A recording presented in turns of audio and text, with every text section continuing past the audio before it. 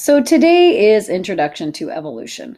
If you have not read the section in the textbook, please go and do so and then come back and watch this video because I am not going over what's in the textbook. I am just really pointing out the things that you have to know. You also need to know those things in the textbook. And so the vocabulary that's in that section, bold words, you need to know all of that and be able to have a conversation with me about it the next time we see each other. What basically I really need to highlight for you is the difference between Darwin and Lamarck is the first thing we're going to talk about. Darwin, of course, we call him the father of natural selection, evolution. He actually was the one that made the theory make sense. Theory of evolution makes sense. And so really that body of evidence that he collected made it where evolution was a viable theory and a correct one, actually. But the difference between Darwin and Lamarck, who was before Darwin talking about evolution, was that Lamarck used an idea that if you needed an adaptation, it would arise.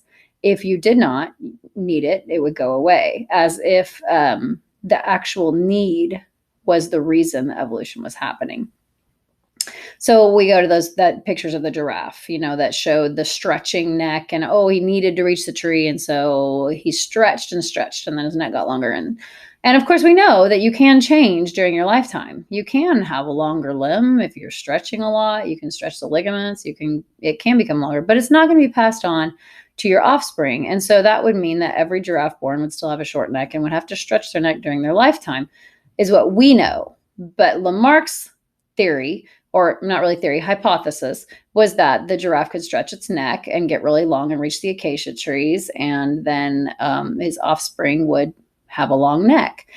And we just know that's not true. And also, he had the hypothesis that if you didn't need something or you didn't use it, it simply went away, and then you no longer had that particular trait, which we know is not true. Now, unfortunately, the way multiple choice questions are written, students will fall for Lamarckian reasons all the time. And I will write on your paper, this is Lamarck. Like, you are answering the question as if you are Lamarck. And we all know that that's not the correct hypothesis. In fact, what Darwin said that was completely different was that if a giraffe, and he didn't really talk about the giraffe, but we'll use that example.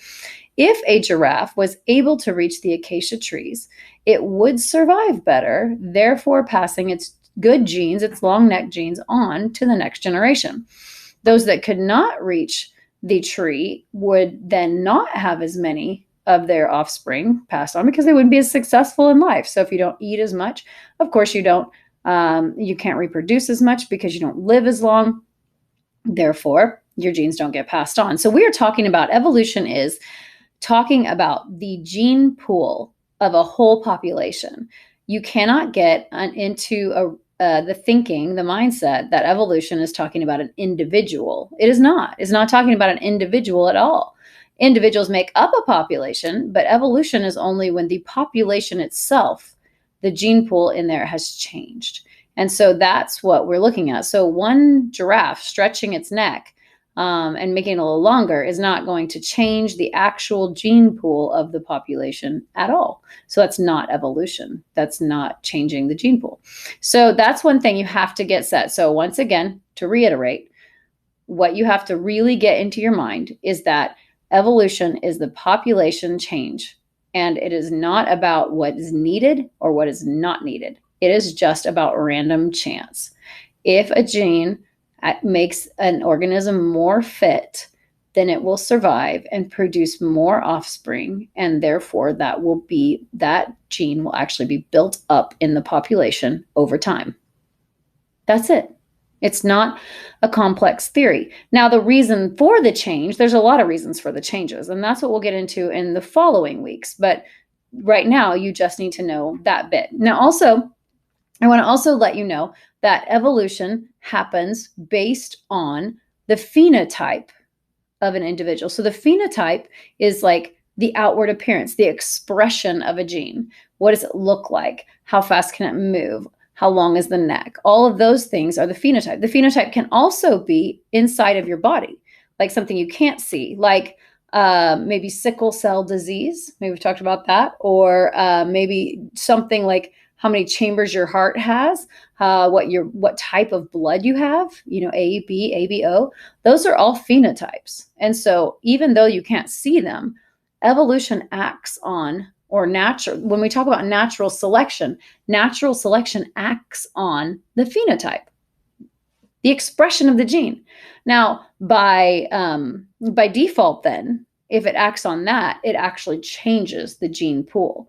But your environment is not acting on the genes themselves. And that's an important distinction to make. It's going to act on the phenotype first, and then down the line, domino effect, the genes will be altered in the gene pool. So if you could just count up genes in the gene pool, and you count them up 1 year, and then 100 years later, you count the genes again. If they're different, then evolution has occurred in that population, okay? It doesn't matter which individuals are there. Of course, it'll probably be different individuals, because 100 years, very few animals live that long, or plants, okay? So make sure that you understand the base concepts of evolution. Like, if I give you an example, and all of your questions in AP Bio are going to be an example. They are not going to be, what does evolution act upon? And you have to write phenotype. That's not, no, AP Biology, all your questions are going to be based on scenarios. And you have to try to figure out what is going on and what nature is acting upon. Okay. So make sure you practice trying to figure out evolution, do the work, do the worksheets. Make sure that you're trying to actually understand what evolution is and how it's happening. All right, I'll see you soon. Hope you have a good day.